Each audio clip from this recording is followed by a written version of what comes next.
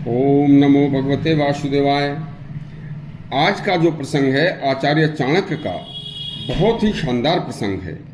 उन्होंने बताया है कि हर मनुष्य का जन्म लेने से पहले ही इसकी आयु कितनी होगी, इसके कर्म कैसे होंगे, इसके पास धन की क्या स्थिति होगी, इसकी विद्या की क्या स्थिति होगी और इसकी मृत्यु भी कब होगी और कैसे होगी।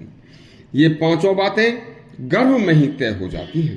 सुनिए, आचार्य समस्त शास्त्रों तथा वेदों उपनिषदों का अध्ययन करने के बाद यह पूर्ण रूप से निश्चित तौर पर उन्होंने समझ लिया था कि हर मनुष्य की मृत्यु के बाद जीवात्मा जब गर्भ में जाती है, दूसरे गर्भ में जाती है, तो उसके जीवन की 5 महत्वपूर्ण बातें गर्भ में पहले ही निश्चित हो जाती हैं, जन्म लेने से पहले।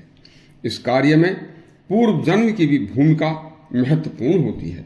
उन्होंने एक श्लोक में कहा है, आयु कर्म च वित्तम च विद्या निधनम मेव च पंचतानी ही सृजन्ते गर्भस्थ स्थैव दहिने।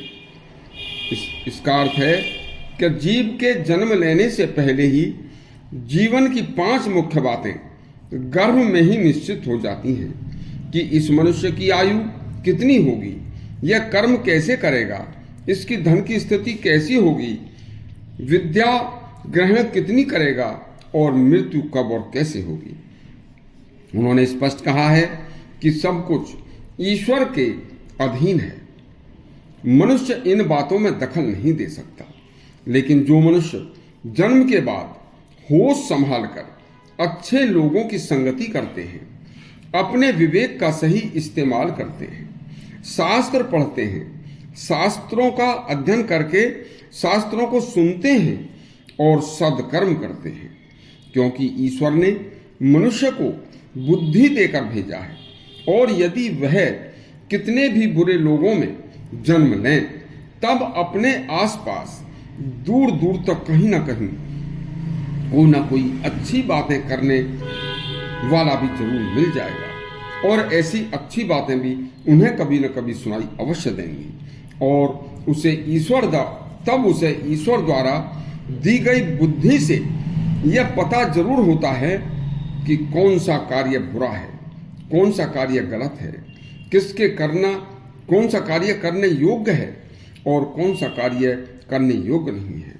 इसके करने से मुझे भगवान अच्छा फल दे सकते हैं। यह ज्ञान थोड़ा बड़ा होते ही स्वयं ही प्रकृति प्रदत्त अच्छे और बुरे का ज्ञान हर मनुष्य को हो जाता है। इस तरह बुद्धि का सही इस्तेमाल करके मनुष्य अपने भाग्य में लिखे लेख को भी बदल सकता है। जैसे हर चोर को पता होता है कि चोरी करने का दंड जेल है।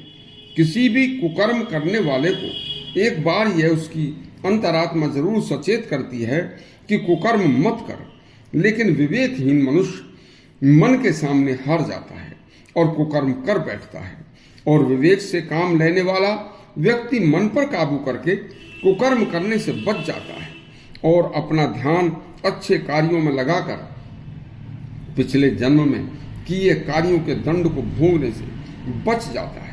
बुद्धि ईश्वर ने मनुष्य को, चाहे कोई अच्छा आदमी है चाहे कोई बुरा इंसान है, इसीलिए दी है कि मानव योनि में जन्म लेकर तुम व्यक्ति बुद्धि का सही इस्तेमाल करो, नेक कार्य करो। एक महत्वपूर्ण बात, पशु पक्षी कीट पतंग पर यह नहीं घटती, क्योंकि उन्हें तो एक जन्म में मरते ही दूसरे जन्म में तुरंत वही पशु पक्षी कीड़े मकोड़े की योनि में तुरंत भेज दिया जाता है। लेकिन केवल सारी बुरी बुरी योनियों में हजारों वर्ष नरक भोगने के बाद जब उसके दुष्कर्मों का हिसाब किताब पूरा हो जाता है, तब जीवात्मा को फिर दोबारा से मानव योनि में भेजा जाता है।